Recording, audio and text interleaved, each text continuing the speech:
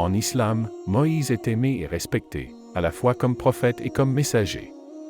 Dans le Coran, Dieu le nomme plus de 120 fois et son histoire est racontée à travers plusieurs sourates. En fait, il s'agit du prophète dont l'histoire est la plus longue et la plus détaillée du Coran. Moïse est né à une des époques les plus politiquement tendues de l'histoire. Le pharaon d'Égypte était alors au pouvoir dans le pays.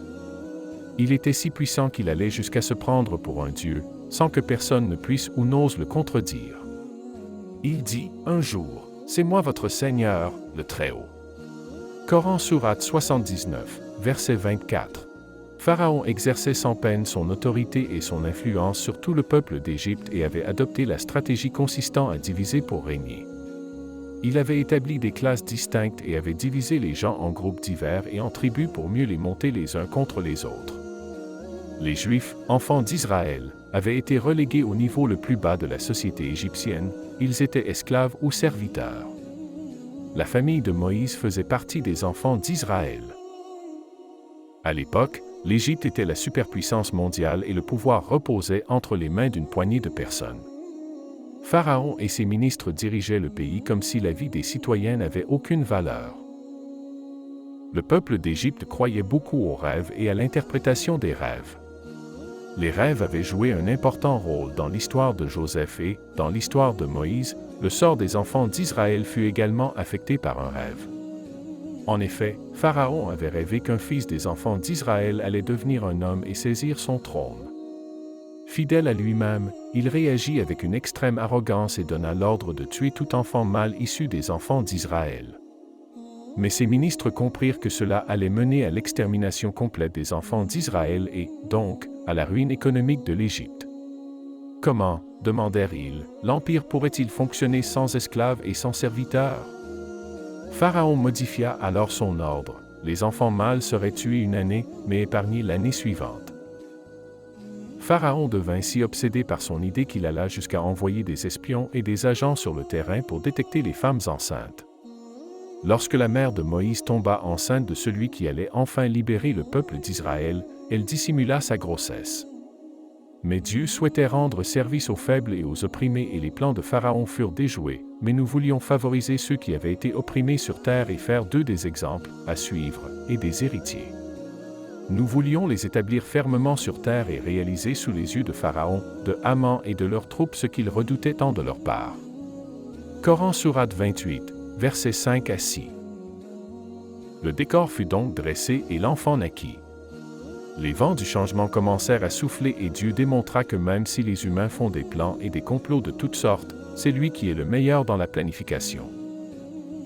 Des agents du pouvoir parcouraient les rues et s'introduisaient dans les maisons à la recherche de femmes enceintes. C'est pourquoi la mère de Moïse dissimula sa grossesse du mieux qu'elle le pouvait.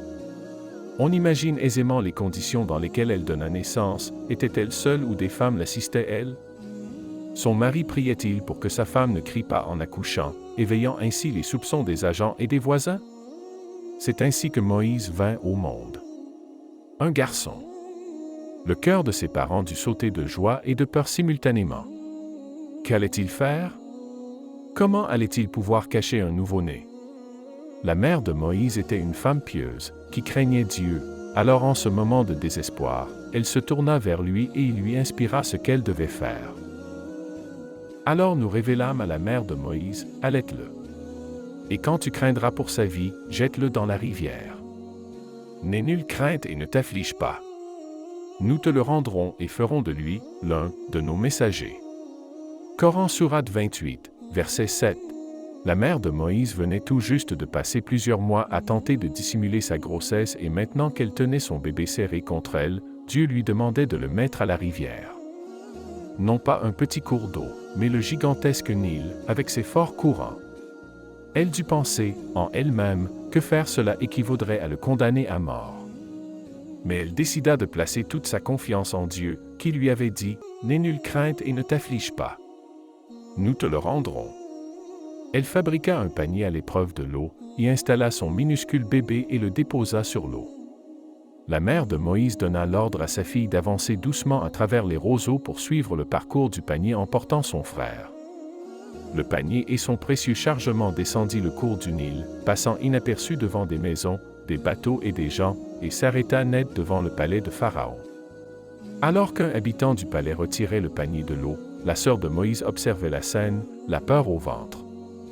La nouvelle dut être cruelle pour sa mère, mais les événements qui suivirent démontrèrent sans l'ombre d'un doute que la promesse de Dieu se réalise toujours. Moïse fut amené chez Azia, l'épouse de Pharaon. Contrairement à son arrogant mari, c'était une femme pieuse et pleine de compassion. Dieu ouvrit son cœur et lorsqu'elle regarda le bébé qui reposait dans le panier, elle ressentit immédiatement de l'amour pour lui. Elle et son mari avaient jusque-là été incapables de concevoir un enfant et ce bébé venait éveiller en elle son instinct maternel.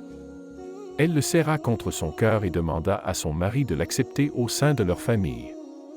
Probablement à cœur défendant, Pharaon accepta l'enfant, qui faisait partie du plan de Dieu pour assurer la chute de la maison royale. Loin de l'abandonner, Dieu fit de Moïse un fils royal d'Égypte, lui apportant le meilleur soutien de tout le pays.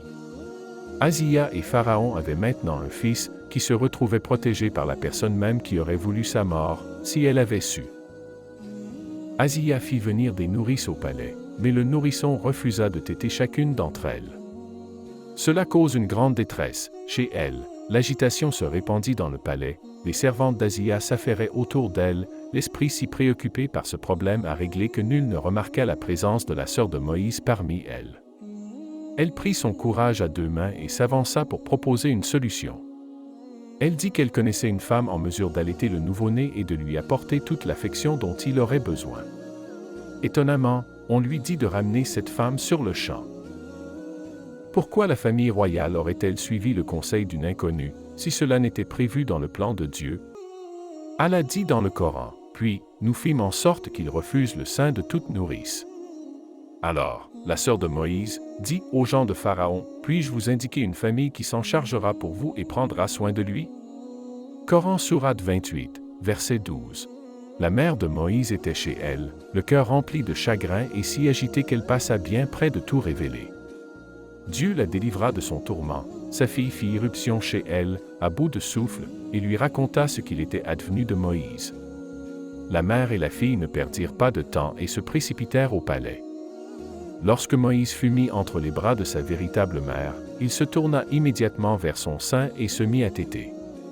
Pharaon demanda à la mère de Moïse qui elle était et elle répondit, « Je suis une femme qui produit du lait sucré et qui dégage une odeur sucrée et aucun nourrisson ne me refuse. » Pharaon accepta cette réponse et c'est ainsi que Moïse fut retourné à sa mère et, plus tard, élevé au palais comme un véritable prince d'Égypte. Allah dit dans le Coran, « C'est ainsi que nous le rendîmes à sa mère, afin qu'elle soit réconfortée et qu'elle ne s'afflige plus, et afin qu'elle sache que la promesse de Dieu est vraie. » Mais la plupart d'entre eux ne savent pas. Coran Sourate 28, verset 13. Allah dit dans le Coran, « Et lorsqu'il eut atteint sa maturité et sa pleine vigueur, nous lui donnâmes sagesse et savoir. C'est ainsi que nous récompensons les bienfaisants. » Coran Sourate 28, verset 14. De l'histoire de Moïse, nous apprenons que c'était un homme candide. Il croyait au franc-parler et à l'importance de se porter à la défense des plus faibles de la société. Chaque fois qu'il était témoin d'oppression ou de cruauté, il lui était impossible de ne pas intervenir. Un jour, il entra dans la ville à un moment où ses habitants avaient relâché leur vigilance. Il y trouva deux hommes en train de se battre, l'un était de son clan, tandis que l'autre faisait partie d'un groupe ennemi.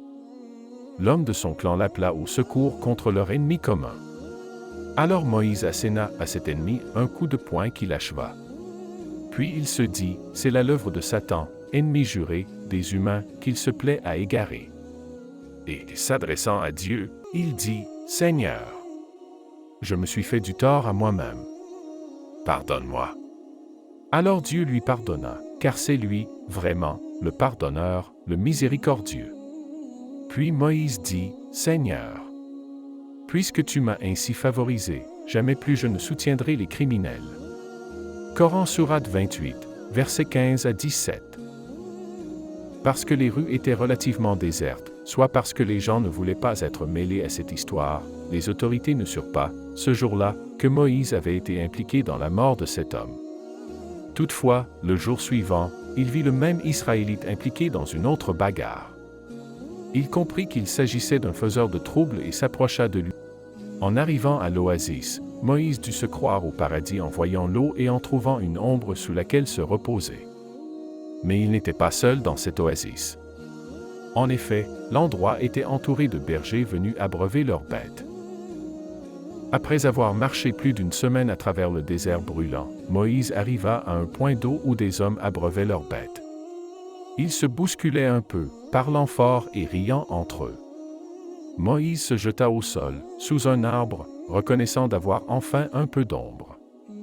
Comme il reprenait son souffle, il remarqua 2 femmes accompagnées de leurs troupeaux de moutons. Elles se tenaient à l'écart, hésitant à s'approcher du point d'eau. Moïse était un homme d'honneur. Même s'il était exténué et déshydraté, il ne pouvait supporter de voir ces femmes se tenir à l'écart, de crainte d'être bousculées si elles tentaient de s'approcher du point d'eau. Il alla vers elles et leur demanda pourquoi les hommes de leur famille ne s'étaient pas acquittés de cette tâche. Les 2 jeunes femmes expliquèrent que leur père était âgé et que la tâche de s'occuper des moutons leur revenait, désormais. Il prit alors sur lui-même de guider leurs moutons jusqu'au point d'eau, où il se fraya aisément un chemin parmi les autres hommes. Après avoir fait boire les bêtes, il sentit ses forces le quitter, car il était toujours sous l'effet du long voyage qu'il venait de faire. Il s'installa à l'ombre d'un arbre, à même le sol, et se mit à prier Dieu. Il dit, « Ô Seigneur, quel que soit le bien que tu es en mesure de faire descendre vers moi, j'en ai sûrement besoin, en ce moment. » Allah nous dit ceci dans le Coran, quand il arriva au point d'eau de Madian, il y trouva un attroupement de gens qui abreuvaient leurs bêtes. Il y trouva également 2 femmes qui se tenaient à l'écart en retenant leurs troupeaux. Il leur dit, « Que faites-vous ici » Elles répondirent, « Nous ne pouvons abreuver nos troupeaux qu'après le départ de ces bergers. Notre père est fort âgé. » Alors il abreuva les bêtes pour elles, puis se retira à l'ombre et dit, « Seigneur, j'ai grand besoin de tout le bien que tu pourrais faire descendre sur moi. » Coran Sourate 28, versets 22 à 24.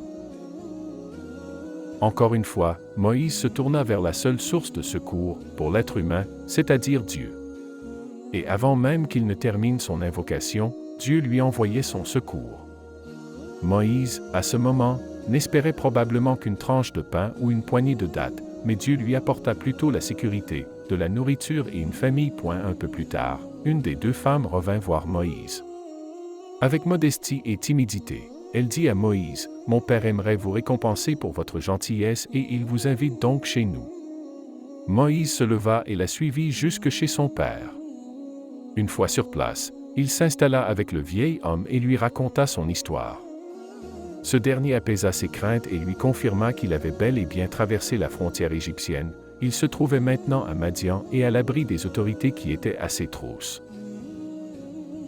L'une des 2 femmes revint alors à pas timide vers lui et lui dit, « Mon père t'appelle auprès de lui, il aimerait te récompenser pour avoir abreuvé les bêtes pour nous. » Moïse se rendit auprès du vieillard et lui raconta toute son histoire. Le vieillard lui dit, « Tu n'as plus rien à craindre, te voilà délivré de ce peuple injuste. » Coran Sourate 28, verset 25. Après que Moïse eut été invité à rester en compagnie de la famille, une des filles demanda à parler à son père en privé et elle lui suggéra alors d'embaucher Moïse. Lorsque son père lui demanda pourquoi, elle lui répondit qu'il était physiquement fort et digne de confiance.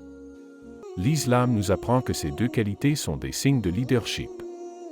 Dans les années qui suivirent la mort du prophète Mohammed, que la paix et les bénédictions de Dieu soient sur lui, les leaders de la nation musulmane furent choisis, entre autres, pour ces 2 qualités. Le vieil homme décida donc d'offrir à Moïse la sécurité et le confort de sa propre famille et il lui proposa une de ses filles en mariage à une condition, qu'il travaille pour lui, le père, pour une période de 8 ans, ou de 10 ans si Moïse acceptait de rester 2 années de plus. Moïse était un étranger dans une contrée étrangère. Il se sentait seul et à bout de force, mais Dieu avait entendu son invocation et lui avait apporté soutien, sécurité et confort d'une source qu'il n'aurait jamais soupçonnée. Alors l'une des 2 femmes dit, « Ô mon père, engage-le à ton service. Car le meilleur homme que tu puisses engager est celui qui est fort et digne de confiance. » Il dit, « Je voudrais te marier à l'une de mes 2 filles que voici, à condition que tu travailles à mon service pour une durée équivalente à 8 pèlerinages. Si tu veux en prolonger le délai jusqu'à 10, ce sera de ton propre gré, car je ne veux rien t'imposer d'excessif. Si Dieu le veut, tu trouveras en moi un homme de bien. » Moïse répondit, « Voilà qui est convenu entre nous. Quel que soit celui des 2 termes que j'accomplirai, qu'il n'y ait aucune injustice contre moi. Et Dieu est garant de ce que nous disons. » Coran Sourate 28, versets 26 à 28.